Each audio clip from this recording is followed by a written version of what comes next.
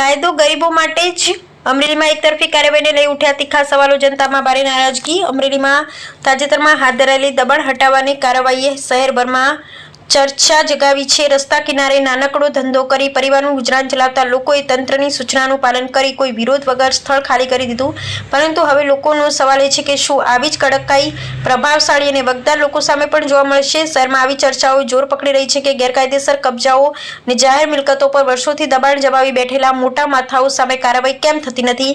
સામાન્ય લોકો સામે તાત્કાલિક પગલાં ભરતું તંત્ર પ્રભાવશાળી વર્ગ સામે મૌન કેમ છે? તે મુદ્દો લોકો ખુલ્લેઆમ પ્રશ્નો ઉઠાવી રહ્યા છે। સ્થાનિકોમાં એવી લાગણી પ્રબળ બની રહી છે કે જો કાયદો ખરેખર બધાને માટે સમાન હોય તો કાર્યવાહી પર કોઈ ભેદભાવ વિના થવી જોઈએ। હવે સમગ્ર શહેરની નજર તંત્રના આગામી પગલા પર છે। જો પ્રભાવશાળી લોકો સામે પણ સમાન કડક કાર્યવાહી થશે તો જ કાયદાની નિષ્પક્ષતા પર વિશ્વાસ મજબૂત બનશે, અન્યથા એકતરફી અભિયાનમાં આક્ષેપો વધુ તેજ બનવાની શક્યતા નકારી શકાય તેમ નથી।